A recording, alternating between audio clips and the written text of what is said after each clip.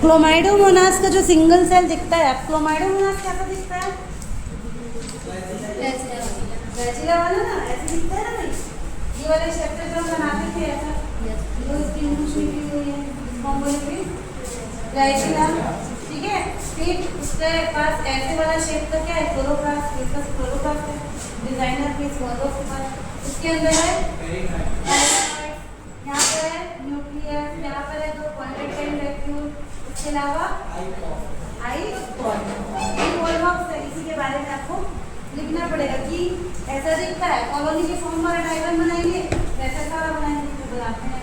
बीच में क्या बनेगी, डॉटर कॉलोनी करेंगे।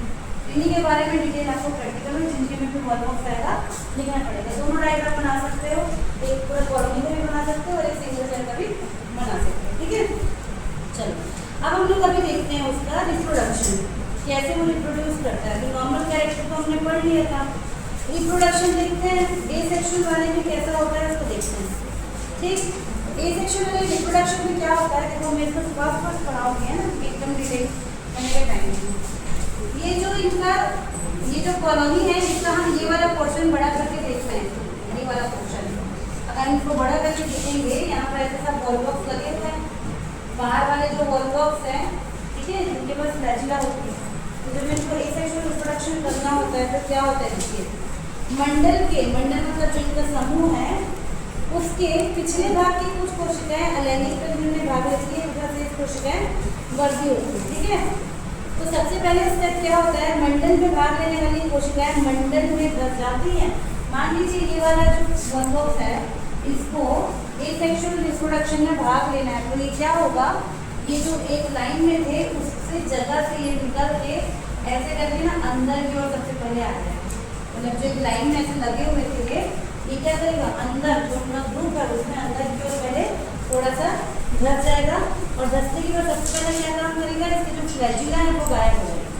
ये जैसे ही अंदर घुसेगा उसके बाद क्या हो जाएंगे, इनकी फ्लैजिला इस तरह से गायब। ठीक है, फ्लैजिला इनकी गायब हो जाएगी और आकार भी 10 गुना बढ़ जाएगा। जो इसका शेप है, ये जो शेप दिख रहा है, इससे कई गुना बढ़ा के ऐसे करके हो जाएगा। अभी भी यहाँ पर जो दूसरे वाले हैं वो दोनों हैं, उधर सभी हैं। ठीक है, ये जो अंदर घुसा पहले इसका फ्लैजिला गायब हो गया, इसका क्या हो गया, साइज जो है वो बड़ा हो गया। बड़ा होने के बाद क्या होगा, देखिए जो पार्थिनोगोनिडिया या गोनिडिया कहलाती है। अब इस स्ट्रक्चर को जो ये ऐसा बना, इसको हम कहेंगे गोनिडिया। ठीक है, अभी क्या कर रहा है, ये सेक्सुअल रिप्रोडक्शन में पार्ट ले रहा है। अब इसको हम नॉर्मल वॉलबॉक्स नहीं बोल के इसको हम बोलेंगे गोनिडिया। ठीक है, प्रत्येक गोनिडियम का जिनद्रव्य लंबवत विभाजन द्वारा पुत्री मंडल का निर्माण करता है। अब ये क्या करेगा, ये जो एक सेल बना ये बहुत सारे डिवीजन करता है। कैसे कैसे डिवीजन करेगा, देखो पहले ये एक सेल है, एक सेल से ये 4 सेल बनाएगा, है ना। ये पूरा ऐसे करके डिवाइड करने लगेगा, ऐसे करके पहले 4 सेल बना लेगा। 4 सेल बनाने के बाद 8 सेल बना लेगा, डिवीजन होते जाएगा उसमें, सब प्रकार का डिवीजन होगा। ठीक है, तो 4 सेल बना लेगा, उसके बाद 8 सेल बना लेगा, 8 सेल बनाने के बाद 16 सेल बना लेगा। अगर आप इसका स्ट्रक्चर देखोगे थोड़ी देर बाद तो आपको इस तरह से नजर आएगा। ये जो सिंगल सेल है इसको डिवाइड करके ऐसे करके पूरे 16 सेल बनाने डिवाइड करते हैं। ठीक है, एक सेल से चलो साइज में बड़ा हुआ, सबसे पहले फ्लैजिला को खत्म किया, साइज में बड़ा हुआ, साइज में बड़ा होने के बाद 4 में डिवाइड किया, 4 से फिर 8 हुआ, 8 से कितने हो गए, 16 हो गया। और ऐसा होने के बाद इनमें एक बार इस तरह से ये ऐसे पलटते हैं। कैसे पलटते हैं, ये देखो ये जैसे अरेंज है ना, तो ये वाला भाग ऊपर क्यों रहेगा, जैसे कोई चीज़ ऐसे है, ठीक है, ये चीज़ जो है अभी ऐसे है, ऐसे होने के बाद क्या होता है, ये बीच से ऐसे करके उभरेगा ऐसे, और ये जो पूरा का स्ट्रक्चर है ना पलट जाएगा। तो मान लीजिए तो इनका स्ट्रक्चर कैसे बनाना है आपको, इनका स्ट्रक्चर पहले ऐसे है, ये जो मैंने बनाया हुआ है ना शेप, ये आपको इस तरह से नजर आता है। छोटा वाला भाग सामने की तरफ ऐसे है ये, ठीक है, ऐसे करके डिवाइड किया हुआ है 16 सेल में, ऐसे ये सब वॉलबॉक्स की सेल है। ठीक, उसके बाद क्या होगा, जब ये पलटी मारेगा ये वाला भाग इस तरह से ऊपर उठेगा और पलट के जब ये होगा ना तो इनका स्ट्रक्चर आप कॉलोनी में आपको ऐसे नजर आएगा, पूरा पलट जाएगा। क्यों पलटता है नहीं पता, पर ऐसे पलट जाएगा। ऐसे पलटने के बाद ये जो ऊपर का सेल है यहाँ से कट जाता है, अंदर की तरफ आ जाता है। तो जो आप मॉडल वगैरह में डायग्राम बनाए हो ना बॉल बॉक्स का ऐसे ऐसे करके, उसके अंदर आप ऐसे बनाए हो कि डॉटर कॉलोनी ऐसे बनाए, ये वही वाला भाग है जो यहाँ से कट के क्या हो गया अंदर की ओर घुस गया। ठीक है, तो इस तरह से डॉटर कॉलोनी बनती है। बाद में कॉलोनी बाहर भी जाती है और हर एक बॉल बॉक्स अलग होती है, नई कॉलोनी फिर बनाती है। ठीक, तो इनका क्या है एसेक्सुअल रिप्रोडक्शन। इसमें इतने ही है, डायग्राम से इसको आप समझ सकते हो, डायग्राम ही बनेगा इसका पूरा। नॉर्मल सेल, फिलिक सेल, अंदर घुसा, साइज भी बड़ा हो गया, 4 सेल स्टेज बनाया, 8 सेल स्टेज बनाया, 16 सेल स्टेज बनाया, हर एक का अलग अलग नाम भी दिया हुआ है कि कौन सी सेल स्टेज को क्या क्या नाम है। ठीक है, उसके बाद देखो इस सेल इस जगह पे है, इसको फिलोफोर कह रहे हैं। फिर ये देखो ऐसा करके बीच से ये ऊपर उठ रहा है और पूरा ऐसे रिंग फॉर्म में पलट गया और उसके बाद यहाँ से पूरा करके अंदर आ जाएगा। इसको हम बोलेंगे यंग कॉलोनी। ये क्या बन गया, नया यंग कॉलोनी बन गया है। ठीक, यहाँ पे पूरा वही लिखा हुआ है। ठीक है, यहाँ पे पूरा डिटेल इसका लिखा हुआ है। ठीक, तो एसेक्सुअल रिप्रोडक्शन इस तरह से चलता है। उसके बाद दूसरा आता है सेक्सुअल रिप्रोडक्शन। बॉल बॉक्स में सेक्सुअल रिप्रोडक्शन कैसे होगा, ये वाला डिटेल प्रैक्टिकल में नहीं है ना। प्रैक्टिकल में नॉर्मल इसका जो वर्किंग मतलब स्ट्रक्चर है उतना ही लिखना है। मैं आपको थोड़ी के पॉइंट ऑफ व्यू से बताऊँ। इनके बॉल बॉक्स की फुल की एग्जाम में बॉल बॉक्स के बारे में डिटेल से बता तो पेपर लिखना पड़ेगा। ठीक है, चलिए अब देखते हैं इनमें सेक्सुअल रिप्रोडक्शन कैसे होगा, लैंगिक प्रजनन। ठीक, तो इनमें प्रतिकूल परिस्थितियों में होता है सेक्सुअल रिप्रोडक्शन। अनुकूल में जनरली क्या करते हैं, एसेक्सुअल रिप्रोडक्शन ही करते हैं। जो भी हमने देखा वैसे रिप्रोडक्शन नॉर्मल करते हैं।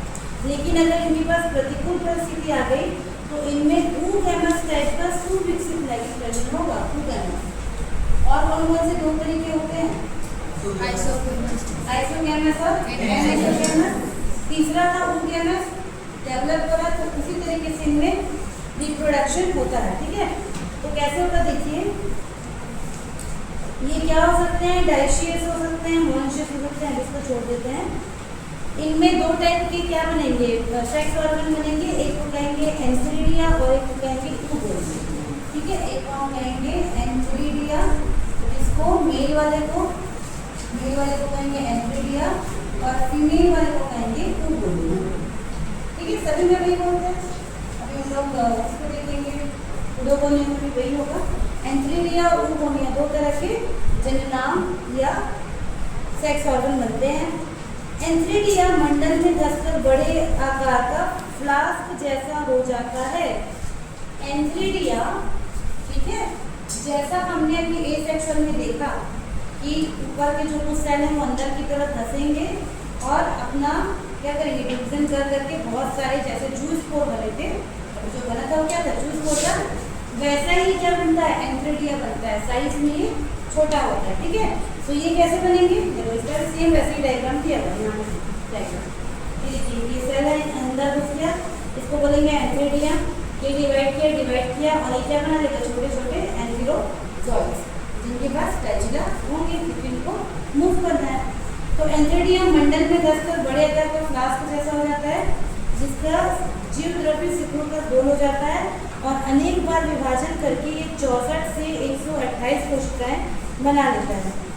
प्रत्येक कोशिका पीले रंग की सिगार शेप की 2 फ्लैजिला वाली चल होती है। मतलब अगर आप एक एक एंथेरोजोइड को देखोगे तो इस तरह का दिखेगा, येलो कलर का 2 फ्लैजिला वाला और सिगार शेप बोलते हैं इसको। ठीक है, ऐसा नजर आएगा। इनको कहेंगे एंथेरोजोइड। सभी एंथेरोजोइड एक समूह में विन्यास होते हैं। समूह से पृथक होकर एंथेरोजोइड oogonia में प्रवेश करते हैं। तो एंथेरोजोइड आपको इस फॉर्म में देखने को मिलेगा जहाँ पर भी बनेगा। ठीक है, उसके बाद oogonia, ये कैसे बनेगा, ये भी वैसे ही बनेगा। कैसे, oogonia मंडल में धंसकर आकार में बड़ा हो जाता है और इसका जीवद्रव्य गोल होकर एक अचल अंड का निर्माण करता है। जैसे मेल वाला ये आपका सब नॉर्मल चल रहा था। ठीक है, अब जिसमें एक भी बना अंदर धंसा, अंदर धंसने के बाद क्या हुआ, यहाँ पर डिवाइड करके बहुत सारे ऐसे एंथेरोजोइड यहाँ पर बना लेता है। 64 से 128 सब में फ्लैजिला ऐसे ऐसे। ठीक है, ये हर एक एंथेरोजोइड अलग निकल के जाकर फीमेल के पास जाकर क्या कर सकता है, सेक्सुअल रिप्रोडक्शन कर सकता है। ये किसमें हो रहा है, एंथेरिडिया में। oogonia वाले में क्या होगा, oogonia वाले में सेम होगा।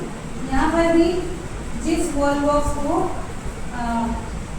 उंगलियां बनाना है वो क्या करेगा, अंदर धसेगा और यहाँ पर इतने सारे जैसे एंथेरोसाइट बने थे, यहाँ पर वो क्या बनेगा, सिंगल एक बड़ा सा एग सेल बनाना, एक ही बनता है एक। जैसे यहाँ पर 64 से 128 बन रहे हैं एंथेरोसाइट, यहाँ पर क्या था, सिर्फ एक उंगलियां बनेगा, जिसमें आगे चल के क्या बनेगा, एग बनेगा।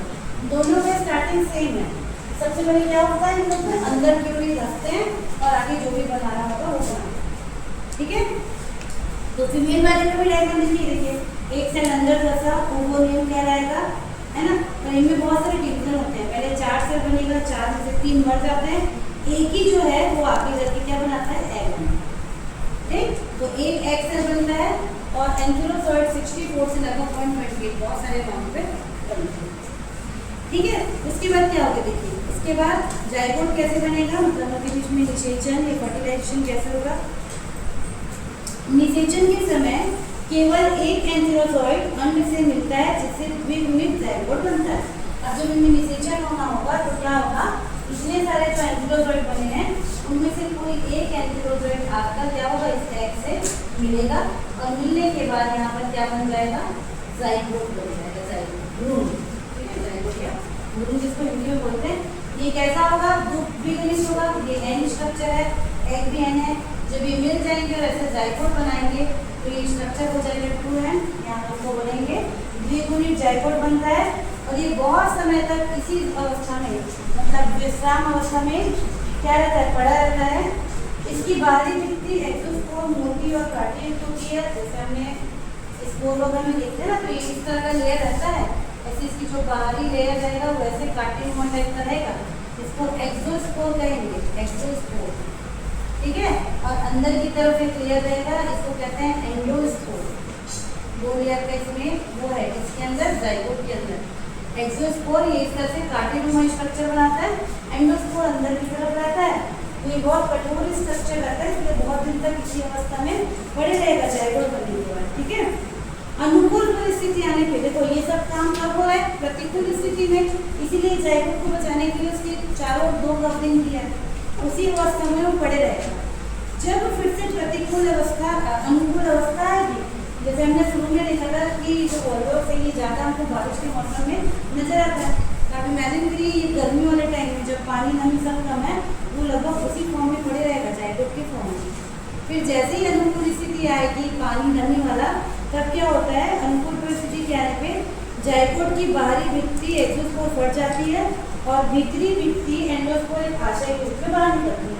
जब इसको अच्छे से पानी वानी नमी वगैरह मिलेगा तो ये जो ऊपर का लेयर है ये ऐसे फटेगा और ये जो अंदर का लेयर है वो इस तरह से एक सैक टाइप का बाहर निकलता है, आशय बोलते हैं हिंदी में, ठीक है। तो आशय के रूप में बाहर निकलता है, ठीक। और बाहर निकलने के बाद ये क्या करेगा, देखते हैं।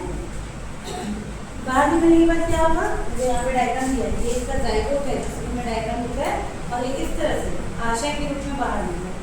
फिर क्या होगा, जाइगोट का द्विगुणित केंद्रक अर्धसूत्री विभाजन द्वारा विभाजित होगा। फिर बाहर निकलने के बाद वहाँ पर क्या होगा, अर्धसूत्री विभाजन, अर्धसूत्री मतलब माइटोसिस, ठीक है, मियोसिस विभाजन करेगा, जिसके द्वारा 4 अपूर्ण केंद्रक बनते हैं, जिनमें से 3 केंद्रक नष्ट हो जाते हैं। यहाँ पर भी क्या होगा, यहाँ पर ये जो एक न्यूक्लियस है ये पहले बाहर आ गया, फिर यहाँ पर ऐसे 4 न्यूक्लियस बनेंगे, 4 में से 3 जो है वो खत्म हो जाएंगे और एक ही क्या रहेगा, जिंदा रहेगा, ठीक है। 3 केंद्रक नष्ट हो जाती है और केवल एक अपूर्ण केंद्रक तथा कोशिका द्रव्य आशय में प्रवेश करता है। इसके पहले ही हो रहा है, जिसमें एक 2 फ्लैजिला वाला जूस्पोर बनता है, ठीक है। यहाँ पर एक ही न्यूक्लियस बचेगा, एक ही न्यूक्लियस बचेगा और आगे चल के यहाँ पर एक सिंगल ऐसे जूस्पोर बनेगा, जिसके पास 2 फ्लैजिला प्रेजेंट रहेंगे, ठीक है।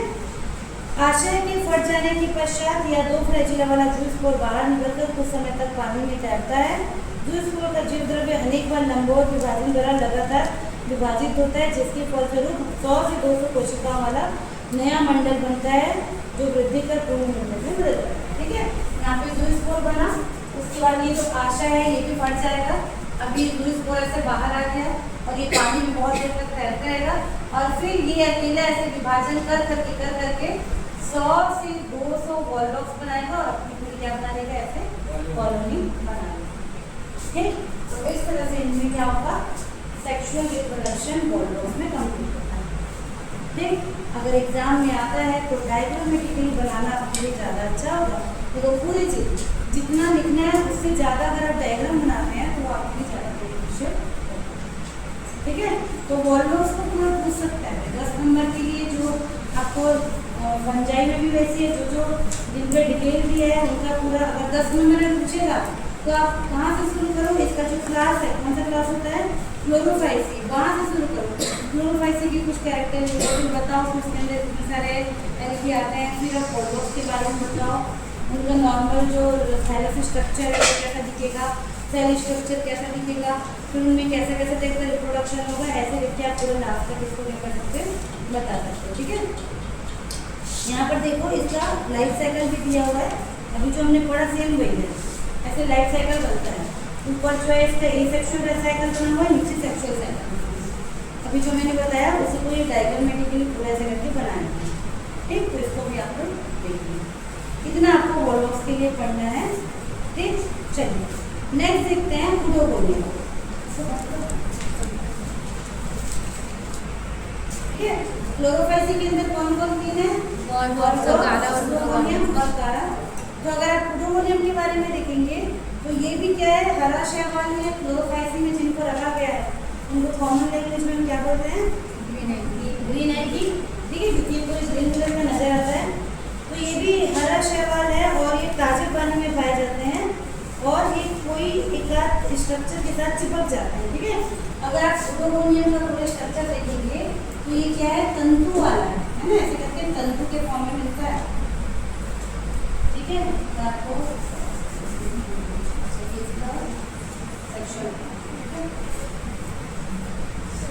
ऐसे करके स्ट्रक्चर हमको उडोगोनियम का नजर आता है। ठीक, पूरा ऐसे लंबा स्ट्रक्चर है, फिलामेंट स्ट्रक्चर है। सबसे नीचे वाले को कहते हैं होल्ड फास्ट। ठीक है, इसके पास क्लोरोफिल नहीं रहता, इसके पास क्लोरोफिल नहीं रहता।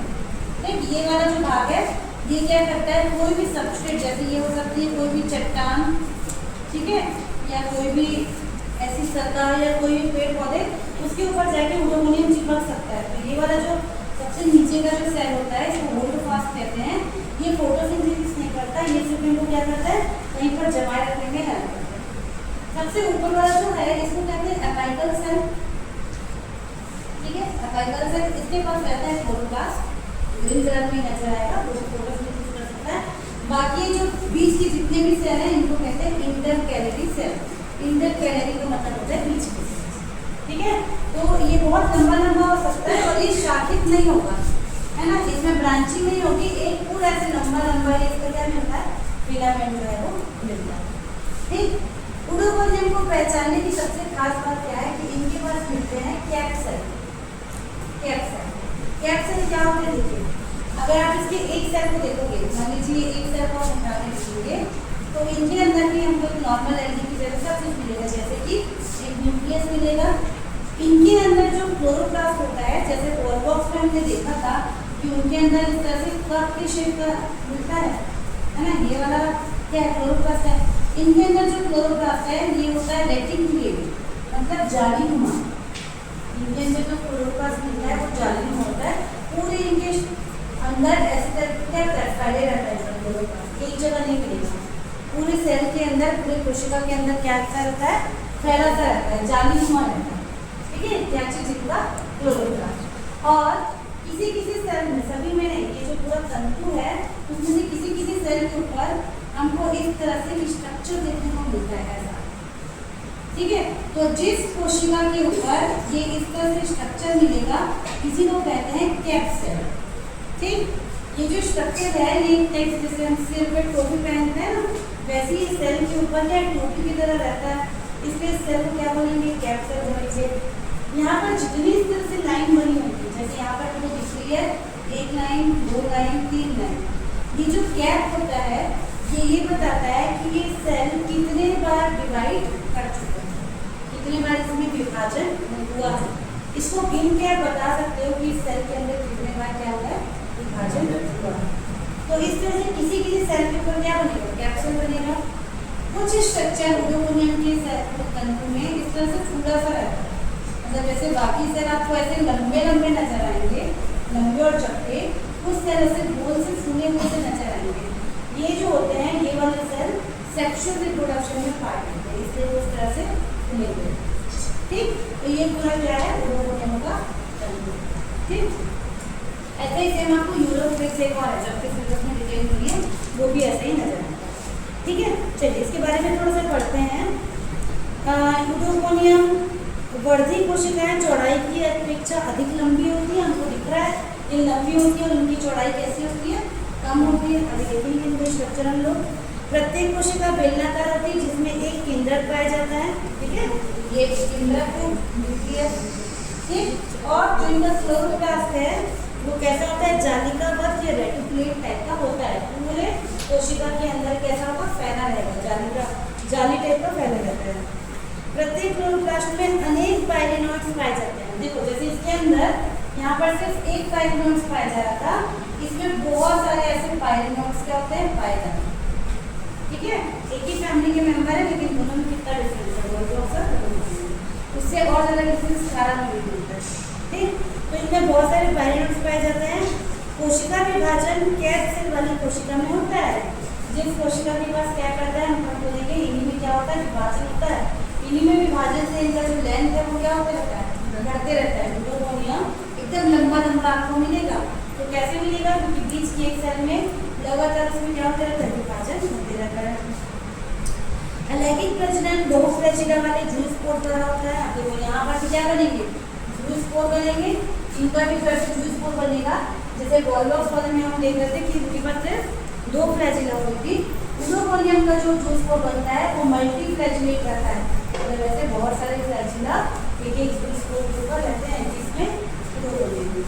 ठीक है, लैंगिक प्रजनन यूकेरियोट प्रकार का होता है जिसमें यूगोनिया और एंथ्रेलिया एक ही तंतु में भी हो सकते हैं या अलग अलग भी हो सकते हैं। तो जैसे वॉलवॉक्स में लैंगिक प्रजनन यूगेमस टाइप का था, वैसे यूरोकोनियम में भी लैंगिक प्रजनन यूगेमस टाइप का ही पाया जाएगा। ठीक है, फिर इनका क्लासिफिकेशन दिया है। इनका डिवीजन क्या हो जाएगा, वॉलवॉक्स का डिवीजन लिखे थे ना, वॉलवॉक्स का डिवीजन क्लोरोफाइट है भाई, थैलोफाइट। क्लोरोफाइट है उनकी क्लास है। ठीक है, इनका प्रभाग ये डिवीजन हो जाएगा थैलोफाइट का। उप प्रभाग हो जाएगा एल्गी, है ना, उप प्रभाग क्या हो जाएगा, एल्गी। क्लास हो जाएगा क्लोरोफाइसी, जिसको हम हिंदी में बोलेंगे वर्ग। ठीक, फिर इनका ऑर्डर या गण हो जाएगा उडोकोनियंस, फैमिली हो जाएगी उडोकोनियेसी और वंश हो जाएगा उडोकोनियम। तो इसको भी डिटेल में लिखना है। ठीक, इनकी प्राप्ति स्थल क्या होगा, कहाँ मिलेगा, नमी तो मिलेगा, हर एल्गी नमी में मिलेगा, नमी नहीं लिखते, वो तो एल्गी का कोई है कि नमी और पानी में मिलेगा। इनका हमको लिखना है तापमान। जैसे पूछा है कि आपको समुद्र के पानी में भी मिलेगा, कुछ लवणीय पानी में मिलेगा, कुछ स्नो मतलब बर्फ में भी मिलेगा। ये कहाँ मिलेगा, ताजे पानी में। ठीक है, ताजे पानी के गड्ढों में, तालाबों में, झीलों में पाया जाता है। इनकी 350 जातियां ज्ञात हैं जो अधिकतर पानी में डूबी हुई पाई जाती हैं। ठीक, शिशु तंतु पानी में किसी ठोस अधोस्तर से होल्ड फास्ट द्वारा चिपके रहते हैं। ठीक है, ये वो जो होल्ड फास्ट है इसे जनरली क्या होते हैं, चिपके हुए हमको मिलते हैं। ठीक, इनकी संरचना हमने देख लिया। देखो ये वाला डायग्राम दिया हुआ, ये वाला तो प्रैक्टिकल में यही वाला डायग्राम आपका बनेगा, है ना। ये पूरा इसके जो तंतु का ये जो मैंने डायग्राम बनाया वो ये वाला दिया हुआ है। नीचे के सेल को देखो होल्ड फास्ट कहेंगे, ये पूरा लंबा सा रहता है, बीच वाला कोई स्वेलिंग है वो यूगोनियम या एग सेल कहलाता है।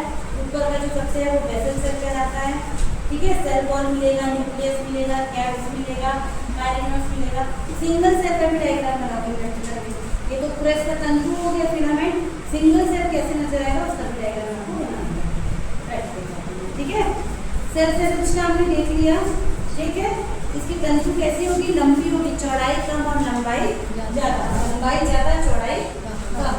ठीक है, इसके अलावा प्रत्येक कोशिका में कोशिका भित्ति के अंदर जीवद्रव्य होगा।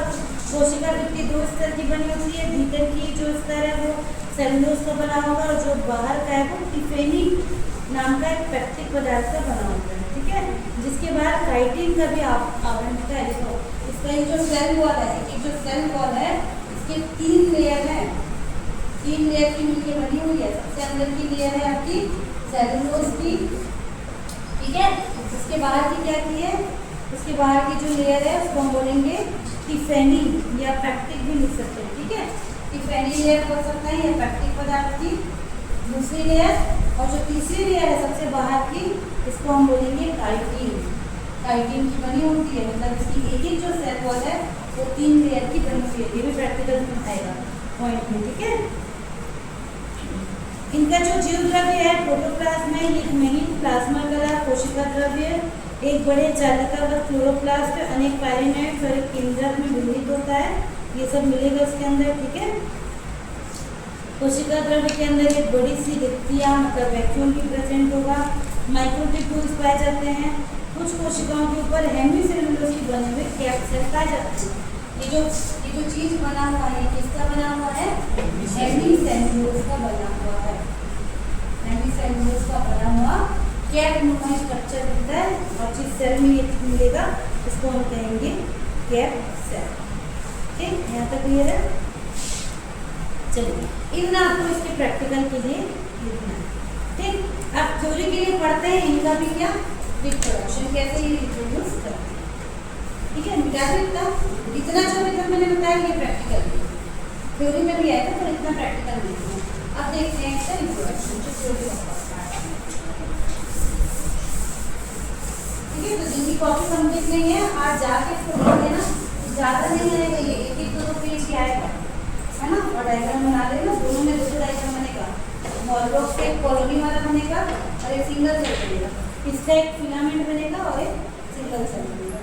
एग्जाम में आए थे, किसी को वॉलबॉक्स आएगा किसी को ये आएगा, तो दोनों डायग्राम और उसके पॉइंट्स आपको लिखने होंगे विद क्लासिफिकेशन, जिसका वर्गीकृत स्थिति है।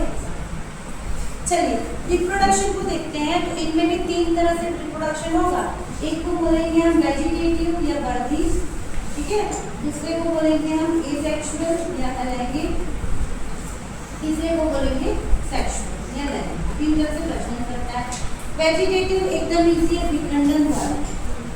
विखंडन मतलब जो आपने इतना लंबा जो उसका फ्लैचिला देखा, इतना लंबा जो आपने इसका तंतु देखा, उसके 2-3 टुकड़े कर दो, हर टुकड़ा जाके अलग होने हम जाके बना सकते। जब हमने लंबा सा जो डायग्राम देखा ना, अगर मैं इसको यहाँ से तोड़ दूँ या यहाँ से तोड़ दूँ, तो अगर ये 3 टुकड़ों में भी टुकड़ा है तो हर टुकड़ा जाकर एक जगह पे पहले स्थिर हो जाएगा। नहीं भी होगा तो वो डिवीजन करके क्या बना लेगा, अपना लंबा सा तंतु फिर से बना लेगा। ये आता है आपका वेजिटेटिव या वर्टिकल, ठीक है। दूसरा है एसेक्सुअल रिप्रोडक्शन। ये 2 तरीके से होता है। एक को कहते हैं ज़ूस्पोर फॉर्मेशन और दूसरे को कहते हैं एकिनेट्स। 2 तरह से ये करता है, ठीक है। ज़ूस्पोर बनाना और दूसरा एकिनेट। तो इसको एक एक करके देखते हैं कैसे बनेगा, ठीक। देखिए पहला तरीका है ज़ूस्पोर, मतलब यहाँ पर ज़ूस्पोर मतलब एक स्पोर बनना है। ज़ूस्पोर इसलिए बोलेंगे क्योंकि वहाँ पर बहुत सारे फ्लैचिला है, जिसके कारण वो क्या कर सकता है, बढ़ सकता है। तो ये कैसे होगा, देखिए उडोमोनियम के तंतु की अग्रस्त कोशिका तथा होल्डफास्ट को छोड़कर कौन से 2, ये जो पूरा उडोमोनियम हम अपनी स्ट्रक्चर बनाए थे ऐसे करके, ठीक है। तो इनकी जो 2 सेल है, एक सेल जिसको हमने होल्डफास्ट बोला और दूसरा सेल जिसको अपाइकल सेल बोलेंगे, इन दोनों को छोड़कर बीच में जितनी भी कोशिका है उनमें से कोई भी कभी भी ज़ूस्पोर क्या हो सकती है, बना सकती है। नीचे वाले नहीं बना सकते क्योंकि उनका काम चिपकना है, ऊपर वाले नहीं बना सकते क्योंकि वो छोटा सा सेल होता है, उसको अटैकर सेल होता है। इन दोनों के बीच में जितनी भी कोशिका आएंगी वो सब क्या बना सकती है, ज़ूस्पोर बना सकती है, ठीक है। कोई भी कोशिका अनुकूल परिस्थिति में, कौन सी परिस्थिति में, अनुकूल परिस्थिति में ज़ूस्पोरेंजियम, अब देखो जहाँ पर ये स्पोर बनेगा ज़ूस्पोर, मान लीजिए ये वाली सेल है, ये वाली सेल, ये अगर ज़ूस्पोर बना रही है तो इसको हम कहेंगे ज़ूस्पोरेंजियम, ठीक है। इसको हम क्या बोलेंगे, ज़ूस्पोरेंजियम। इसी ज़ूस्पोरेंजियम के अंदर क्या बनेगा, ज़ूस्पोर बनेगा। तो जिस कोशिका के अंदर ज़ूस्पोर बनता है उसको हम क्या बोलते हैं, ज़ूस्पोरेंजियम, ठीक है। तो जूल स्पोरेंजियम का कार्य करने लगेगी। जूल स्पोरेंजियम का जियोग्राफी चारों ओर से सिकुड़ कर एक जूल स्पोर बनाता है। ठीक है, एकदम इनका सिंपल स्ट्रक्चर है। मान लीजिए ये कोशिका है, ये चाह रही है कि मैं जूल स्पोर बनाऊं, तो क्या होगा, इसकी जितनी भी अंदर ये जो इसका इधर कोशिका ग्राफी होगा, प्लाज्मा मेम्ब्रेन होगा, ये क्या होगा, ऐसे पहले पूरी सेल तक रहेगा, फिर थोड़ी देर बाद ऐसे सिकुड़ कर ये क्या बना लेगा, सीधा सीधा एक जूल स्पोर बना लेगा। कुछ समय के बाद ये यहाँ से फटेगा और जूल स्पोर यहाँ से क्या आ जाएगा, बाहर निकल जाएगा। ऐसे ही घूम जाएगा। ठीक है, जूल स्पोरेंजियम की कोशिका भित्ति दाब द्वारा फट जाती है और जूल स्पोर एक आशय में निकल जाता है, डायरेक्ट नहीं निकलेगा, एक इस तरह से क्या बनेगा, ऐसे करके एक स्ट्रक्चर बनता है, इसको आशय बोलते हैं। पहले ये जूल स्पोर यहाँ पर से बाहर निकल जाएगा, ठीक है, मल्टीप्लेक्स में बाहर आ जाएगा इस आशय में, और उसके बाद आशय के समाप्त हो जाने पर जूल स्पोर बाहर निकलकर अपने फ्लैजिला द्वारा पानी में स्वतंत्रता पूर्वक तैरते रहेगा। ठीक है, उस समय बाद ये आशय भी फट जाएगा और ये जो जूल स्पोर है ये क्या होगा, पानी में ऐसे कैसे करके तैरना, पानी के अंदर ही डूबा हुआ ही। ठीक, ये बिल्कुल तैरते रहेगा, 1-1.5 घंटे तैरना। जो जूल स्पोर रहता है उनकी बस इतनी शक्ति रहती है कि 1-1.5 घंटे क्या रहेगा, तैरते रहेगा। ठीक है, जूल स्पोर कैसा रहेगा, बड़ा और नाशपाती के आकार का रहता है, यह एक केंद्रक और अनेक फ्लैजिला वाला होता है। ठीक है, इसका अग्रभाग नुकीला और रंगीन होता है। ठीक, इसके बारे में बता दें, नाशपाती के आकार का रहेगा, बिल्कुल ये शेप का, एक न्यूक्लियस रहेगा, बहुत सारे फ्लैजिला रहेंगे, ये वाला जो भाग है पूरा नुकीला रहेगा, ये कैसा होगा, कलरलेस होगा। ठीक है, जिसको बता दिया। उसके बाद कुछ समय तक पानी में तैरते रहने के बाद जूल स्पोर के फ्लैजिला लुप्त हो जाएंगे, उस फ्लैजिला को तैर लेगा, उसके बाद उसकी फ्लैजिला लुप्त हो जाएंगे और ये अपने रंगहीन नुकीले अग्रभाग द्वारा किसी अधोस्तर से चिपक जाता है और उसके बाद विभाजित होकर नए तंतु को जन्म देगा। ठीक है, ये तैरते रहेगा, कुछ समय बाद क्या होगा, इसका जो फ्लैजिला है वो गायब हो जाएगा। फिर इस नुकीले वाले भाग से, मान लीजिए जैसे चट्टान है अंदर पानी के, तो इस नुकीले वाले भाग से यहाँ पर ऐसे करके चिपक जाएगा और उसके बाद बहुत सारे डिटेल करके बनाएगा, पूरा तंतु का निर्माण कर देगा, पूरा लंबा सा उपयोग में क्या करेगा, ठीक। ये क्या प्रोसेस से बन रहा है। दूसरा होता है एकिनेट्स। एकिनेट्स क्या होता है, पहले के हम लोग बात किए हैं, क्या होता है एकिनेट्स।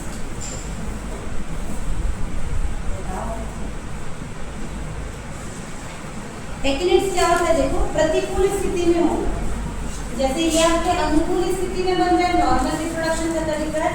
एकिनेट्स प्रतिकूल स्थिति में बनता है, क्या होता है, जैसे इन लोगों ने हमको पता चला गर्मी आने वाली है, पानी सूखने वाला है, तो तालाब में खाना पीना मिलेगा नहीं, तो क्या होगा, इनकी कोई भी एक सेल है ना, उसका जो सेल वॉल है एकदम मोटा हो जाएगा और यहाँ पर बहुत सारे फूड मटेरियल इकट्ठा हो जाएगा, स्टोर्ड फूड यहाँ पर बहुत सारे इकट्ठा हो जाएगा।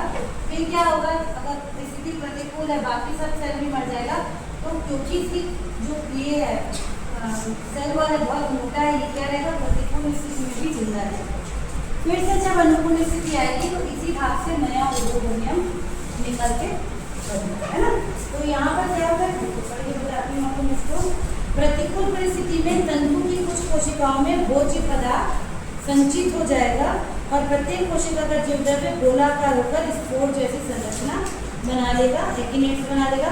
उस समय तक ये एकिनेट्स विश्रामावस्था में पड़े रहेंगे और अनुकूल परिस्थिति आने पर एकिनेट्स बाहर निकल आते हैं और अंकुरण करके नया ओडोगोनियम बना।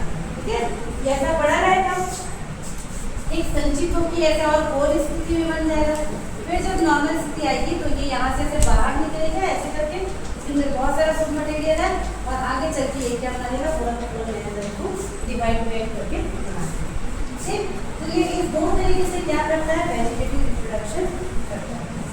ठीक, चलिए अब देखते हैं तीसरा सेक्सुअल रिप्रोडक्शन कैसे होगा इनमें।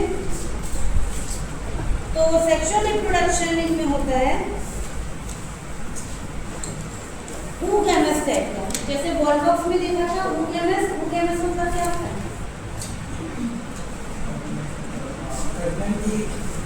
oogamous मतलब मेल जो होगा वो क्या होगा, 4 बनाएगा छोटे साइज का, और जो फीमेल होगा वो एग बनाएगा बड़े साइज का, जो अचल होगा उसी को बोलते हैं ना ओगेमेट। ठीक है, तो इनमें भी कैसे मिलेगा?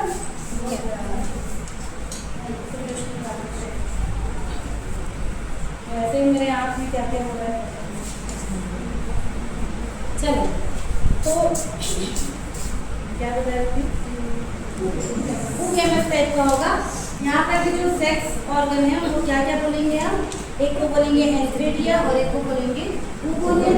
ठीक है, जैसा अभी बॉल बॉक्स में देखा था, एंथ्रेडिया और ऊगोनियम। ठीक, अब देखो यहाँ पर थोड़ा सा वेरिएशन है ऊगोनियम में। क्या वेरिएशन है?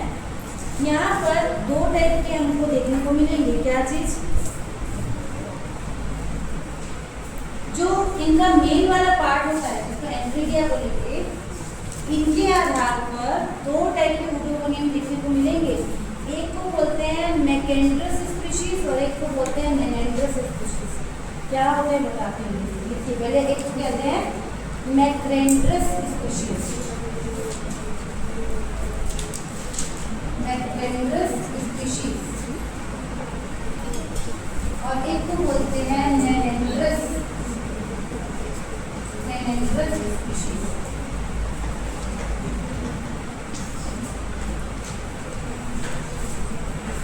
ठीक है, इसको ड्वार्फ मिल भी कहते हैं। ड्वार्फ मिल मतलब बौना पौधा।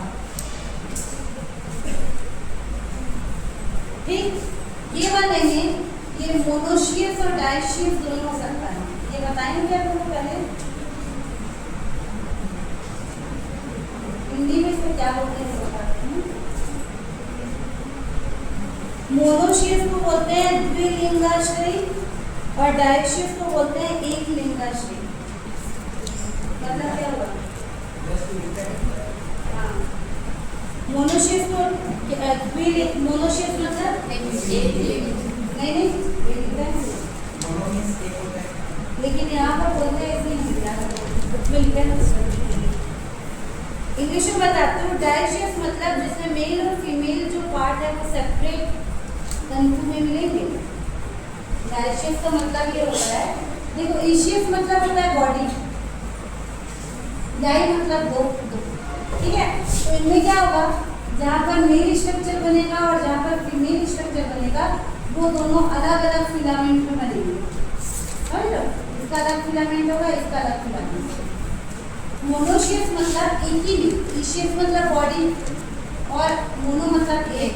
तो यहाँ पर जो मेल और जो फीमेल है जो स्ट्रक्चर बनेगा वो एक ही फिलामेंट में बनेगा। इसको लिख लो याद होगा।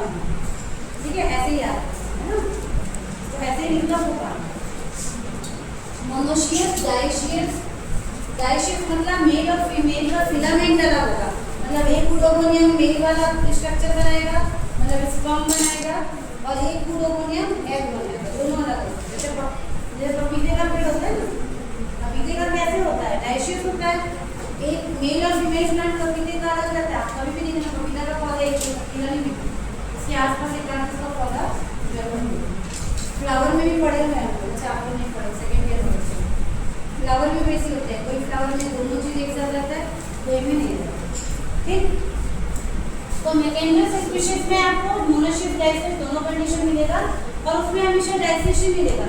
मेनेंड्रस का मतलब होता है ड्वार्फ मेल मतलब बौना पौधा।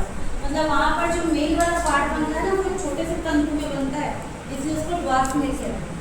ठीक है, उससे ज़्यादा और कोई डिफरेंस नहीं है।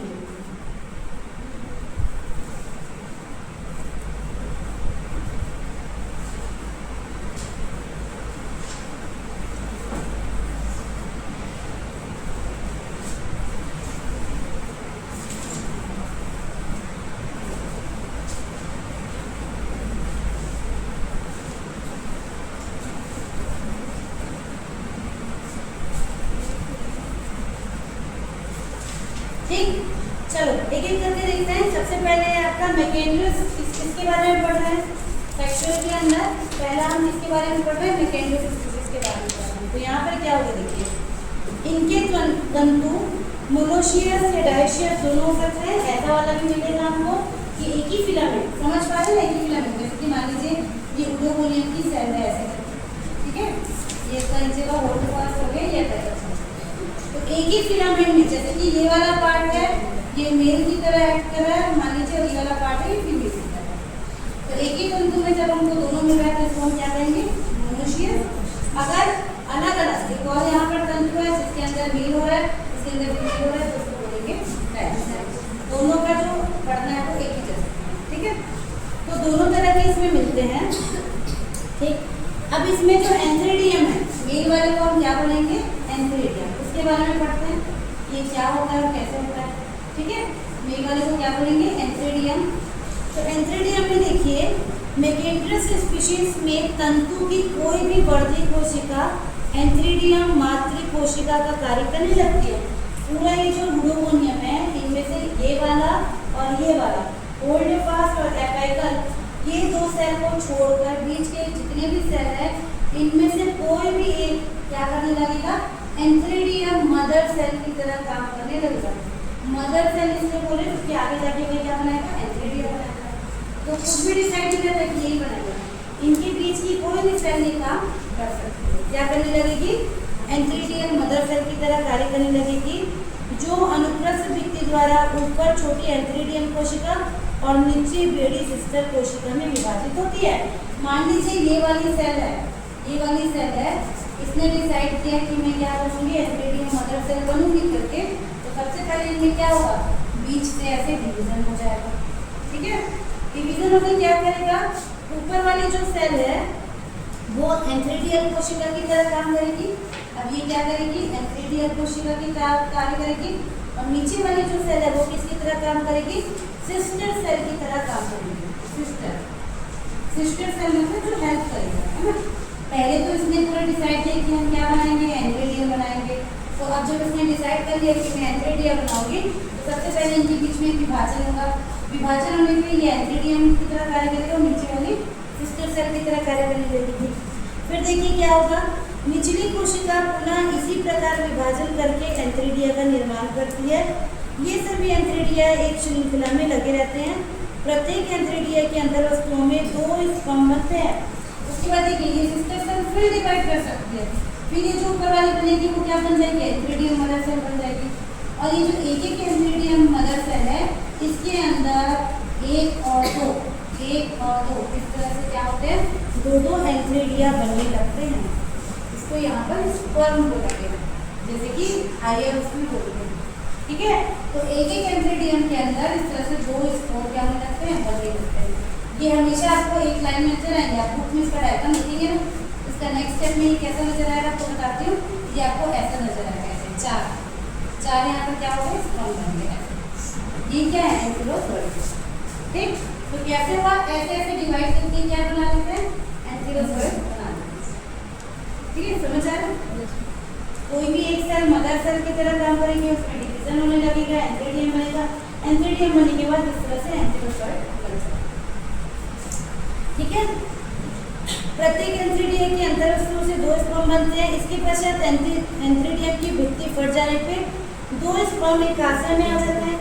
ये फटेगा, ऐसे करके आशा निकलेगा और यहाँ पर क्या आ जाएगा, 2 एंथिलोजोइड। ये भी ऐसे बाहर निकलेगा और यहाँ से भी ऐसे 2 एंथिलोजोइड निकल आएगा। ऐसे बहुत सारे स्ट्रक्चर एक साथ बन सकते हैं, और एक से 2 ऐसे निकल जाएंगे, बहुत सारे बन सकते हैं, पर एक के अंदर हमेशा 2 ही बनेंगे। ऐसे स्ट्रक्चर बहुत सारे बन सकते हैं, पर एक के अंदर हमेशा क्या बनेगा, 2 ही एंथिलोजोइड बनेगा, ठीक है। एक आशा में आ जाते हैं। आशा के फट जाने के बाद स्पर्म बाहर पानी में आ जाते हैं और अपने फ्लैजिला द्वारा स्वतंत्रता पूर्वक तैरते रहते हैं। प्रत्येक स्पर्म छोटा नाशपाती के आकार का एक केंद्र तथा अनेक फ्लैजिला वाला होता है। अब ये जो स्पर्म बोल रहे हैं, इसके पास से बहुत सारे फ्लैजिला रहते हैं। कुछ समय बाद ये आशा भी फट जाएगा और ये जो स्पर्म है ये ऐसे बाहर निकल जाएगा। इसके पास एक न्यूक्लियस और बहुत सारे फ्लैजिला ऐसे रहते हैं और ये क्या करेंगे, पानी में तैर देंगे। तैर के इनके पास जाना है, एग के पास जाना है। इससे हमने देखा था ना, बहुत सारे उन्होंने बनाए। वैसे ही एक इसमें बहुत सारे इस तरह से बन जाएंगे। क्या बनेंगे, एंथिलोजोइड भी बोल सकते हैं इनको, या स्पर्म भी बोल सकते हैं, ठीक। चलिए अब ओवोनियम की बात करते हैं। ओवोनियम में क्या होगा, अगर ये मोनोशियस टाइप का है तो मान लीजिए ये वाला जो सेल है इसने ऐलान किया कि मैं एग बनाऊंगी, ऐसे लोग करते हैं भैया आपस में बातचीत, ठीक है। तो oogonia में क्या हुआ, तंतु में विभाजन करने वाली कोई भी कोशिका oogonia मातृ कोशिका की तरह कार्य करने लगी। अगर ये मोनोशियस स्पीशीज है तो ये वाला भाग अगर इस तरह से स्पर्म बना रहा है तो ये वाली सेल है ये क्या बना लेगी, oogonia मदर सेल, ठीक है। oogonia मदर सेल का मतलब ये है, इसको मदर सेल इसलिए बोल रहे हैं क्योंकि ये सेल आगे चल के क्या बनाएगी, एग बनाएगी। कैसे बनाएगी देखते हैं। तो यह कोशिका अनुप्रस्थ भित्ति द्वारा दो कोशिकाओं में विभाजित हो जाती है। ये भी पहले क्या करेगी, दो कोशिका में विभाजित हो जाएगी, ठीक है। ऊपरी कोशिका में बड़ा केंद्रक और अधिक कोशिका द्रव्य होता है जो oogonia का निर्माण करता है। तो ये जो ऊपर की कोशिका में है, जब ये दो भाग में बटेगा तो इसके पास से बड़ा न्यूक्लियस आ जाएगा, इसके पास छोटा न्यूक्लियस, इसके पास बहुत ज़्यादा जीव द्रव्य आ जाएगा और यही कोशिका क्या करेगी, ऐसे बड़ा सा यहाँ पर क्या बना लेगी, एग बना लेगी। अब क्योंकि एग हमेशा एक ही बनता है इसलिए यहाँ पर इस तरह से बहुत सारा डिवीजन नहीं होगा, ठीक है। oogonia गोल होती है जिसका व्यास वर्धी कोशिका से अधिक होता है। तो हमने जो पहला डायग्राम बनाया था याद करो oogonia का, जिसमें ऐसा बनाया था, जिसमें बीच में एक आठ का गोल बनाया था, यही क्या है आपका oogonia, जो बाकी सेल से कैसा नजर आता है, बड़ा नजर आता है, ठीक है। तो ये क्या बना रहा है, एग बना रहा है, ठीक है। तो जिसका व्यास वर्धी कोशिकाओं से अधिक होता है, जिसके ऊपर एक दो कैप सेल भी पाए जाते हैं। जनरली ये वाला जो काम है किसके ऊपर होता है, जिनके ऊपर ऐसे कैप सेल मिलेगा उन्हीं पर ही इस तरह से oogonia का निर्माण होता है, ठीक है। निचली कोशिका से सपोर्टिंग कोशिका अथवा सल्फेटरी कोशिका बनती है जिसके ऊपर oogonia, तो नीचे वाली है इसको हम क्या बोलेंगे, सपोर्टिंग कोशिका। ये क्या करेगी, इस एग को सपोर्ट करेगी, ठीक। तो इस तरह से oogonia का भी निर्माण, ठीक। उसके बाद देखिए ये जो oogonia है, oogonia के जीवद्रव्य में बहुत सा भोजन संचित होता है, ठीक है। प्रत्येक oogonia में एक अंड अथवा स्फीयर बनता है। प्रत्येक अंड में एक केंद्रक और अनेक क्लोरोप्लास्ट होते हैं। अभी जो एग बना है इसके अंदर में क्या होगा, एक न्यूक्लियस होगा, केंद्रक होगा और बहुत सारे क्लोरोप्लास्ट होंगे और इसलिए इनका कलर भी कैसा नजर आएगा, ग्रीन। ये भी आपको हरे कलर का ही नजर आएगा, ठीक है। और लेकिन इनके पास फ्लैजिला नहीं है क्योंकि oogamous टाइप का है ना, इनका जो सेक्सुअल रिप्रोडक्शन हो रहा है कैसे टाइप का हो रहा है, oogamous टाइप का। तो ये जो मेल वाला बन रहा है इनके पास रहेगी फ्लैजिला क्योंकि इनको पानी में तैर के यहाँ तक पहुँचना है, पर इनके पास फ्लैजिला नहीं रहेगा क्योंकि इसको यहीं पर स्थिर रहना है। जब निषेचन होगा, फर्टिलाइजेशन होगा, तब क्या होगा, ये जो स्पर्म है ये ऐसे तैरते तैरते तैरते क्या आएंगे, एग के पास, ठीक है। तो आगे देखिए क्या होता है, निषेचन से पूर्व अंड में एक और रंगहीन रिसेप्टिव स्पॉट बनता है। अब देखो ये जो एग बना है, यहाँ पर ये जो एग बना है, अब ये जो स्पर्म है इसके पास पहुंचेगा तो इसको समझ भी तो आना चाहिए कि मुझे जाकर कहाँ पर उस एग से मिलना है। तो क्या होता है, जस्ट फर्टिलाइजेशन के पहले इस एग में कोई एक जगह पे क्या होगा, ये पूरा ग्रीन कलर का रहता है क्योंकि इसके पास एक न्यूक्लियस और बहुत सारे क्लोरोप्लास्ट है, तो ये पूरा ग्रीन कलर का रहता है। लेकिन निषेचन के पहले कोई एक पॉइंट पर ही क्या हो जाएगा, कलरलेस हो जाएगा, वहाँ पर का हरा कलर मतलब क्लोरोप्लास्ट हट जाएगा। उसी से पता चलेगा कि इस स्पर्म को यहाँ पर जाके क्या करना है, ठीक है। तो निषेचन से पूर्व अंड में एक और रंगहीन ये जो स्पॉट बनेगा इसको क्या बोलेंगे, रिसेप्टिव स्पॉट। रिसेप्टिव मतलब वो क्या करेगा, इसको रिसेप्ट करेगा, वहाँ पर से लेगा, ठीक है। रिसेप्टिव स्पॉट बन जाता है। oogonia भित्ति में एक छिद्र बन जाता है जिसके द्वारा oogonia से रेशमी पदार्थ निकलता है, जिसके द्वारा निषेचन के समय स्पर्म आकर्षित होते हैं। अब यहाँ पर क्या होगा, स्पॉट बन जाएगा, छेद बन जाएगा और यहाँ से कुछ क्या करेगा, चिलेटिन टाइप का केमिकल छोड़ेगा जिससे ये जो स्पर्म आ रहा है उसको आकर्षित करेगा अपनी ओर, यहाँ पर आओ। बहुत सारे स्पर्म बने हुए हैं, इनको नहीं पता कि इधर जाना है, इधर जाना है, इधर जाना है, तो ये क्या कर रहा है, यहाँ पर से कुछ पदार्थ छोड़ के उनको अपनी ओर आकर्षित करेंगे। तो भाई पानी है कहीं भी बह जाएगा, ये अगर बह गया तो इनमें फर्टिलाइजेशन नहीं होगा और नया प्रजाति नहीं बनेगा, ठीक है। फिर क्या होगा देखिए, ये वाली ठीक है। फिर फर्टिलाइजेशन कैसे होगा देखिए, यह क्रिया मैकेंडस और अब देखो ये हमने मैकेंड्रस के लिए देखा, इतना हमने देखा तो किसके लिए देखा, मैकेंड्रस के लिए देखा। मेनेंड्रस वाले में क्या होता है, इसमें दोनों अलग रहते हैं। मेनेंड्रस वाले में जिसको हम ड्वार्फ में बोल रहे हैं, इनमें एक जैसी यूडोकोनियन है, यहाँ पर आपका एग बन गया है ना। इसमें स्ट्रक्चर कैसे बनेगा, ये भी क्या है, ऐसे यूडोकोनियन है पूरा, ठीक है। ये वाला बीच वाला भाग मान लीजिए एग बन गया, तो ये तो नॉर्मल वाले में बनेगा। इसका जो मेल वाला तंतु रहता है ना, वैसे बहुत छोटा सा रहता है, इसलिए इसको ड्वार्फ में भी मेनेंड्रस स्पीशीज बोलते हैं, ठीक है। ये छोटा सा रहेगा, यहाँ पर भी एग बनेगा और यहाँ पर भी ऐसे करके बहुत सारे क्या होंगे, स्पर्म बनेंगे। तो भले ही है अलग अलग स्पीशीज, इसके आधार पे ये मेल वाले तंतु के आधार पे हम इनको दो स्पीशीज बोल रहे हैं, और दोनों में ही एक जैसे एग भी बनेगा और दोनों में ही एक जैसे स्पर्म या जो स्पर्म या क्या बोलते हैं एंथेरोजोइड भी बनेंगे। ये दोनों बनने के बाद ये अलग में चल रहा है, ये अलग में चल रहा है, दोनों के बाद जो फर्टिलाइजेशन है, ये जो निषेचन वाली प्रोसेस है, वो हमेशा एक जैसी है। तो वो कैसे होगा इसको देखते हैं। यह क्रिया दोनों के लिए एक जैसी होती है। इस क्रिया में पानी में तैरते हुए स्पर्म ओवोनियल मिट्टी में बने छिद्र द्वारा ओवोनियल में प्रवेश कर जाते हैं, किंतु एक स्पर्म एक अंड से संयोजन कर द्विगुणित जायगोट बनाता है। कोई एक स्पर्म ही आके यहाँ पर क्या होगा, ऐसे ज्वाइन करेगा और इसका न्यूक्लियस इसके अंदर आएगा, और जैसे न्यूक्लियस अंदर आएगा फिर ये क्या बना देगा, जायगोट बना देगा, ठीक है। बहुत सारे स्पर्म ऐसे आसपास तैरते रहेंगे, ठीक है। जैसे ह्यूमन में भी होता है ना, बहुत सारे स्पर्म रहते हैं, लेकिन कोई एक जाके क्या करता है, एग के साथ मैच करता है। वैसे ही बहुत सारे स्पर्म आएंगे, लेकिन कोई एक कार्बन यहाँ पर क्या बनेगा, उसके अंदर जाके उसको द्विगुणित करेगा और क्या करेगा, जायगोट बना देगा, ठीक है। जायगोट की भित्ति मोटी होती है, जिसमें 3 स्तर होते हैं। बाहर वाला कांटेदार होता है, जैसे वॉलवॉक्स में हमने देखा। कुछ समय के लिए जायगोट विश्राम अवस्था में चला जाता है और हरे से भूरा लाल हो जाता है। अब देखो, जो ये बिल्कुल ग्रीन कलर का दिख रहा था, अब फर्टिलाइजेशन होने के बाद इसका कलर चेंज भी कैसे हो जाएगा, ये पूरा ब्राउन कलर का हो जाएगा, ब्राउन रेड, मतलब लाल रेड का भूरा कलर हो जाएगा। और अब क्या हो जाएगा, कुछ समय के लिए ये विश्राम अवस्था, मतलब उसी रूप में पड़ा रहेगा, ठीक। फिर क्या होगा, अंकुरण के पूर्व ही जायगोट का द्विगुणित केंद्रक अर्धसूत्री विभाजन द्वारा 4 अगुणित केंद्रकों का निर्माण करता है।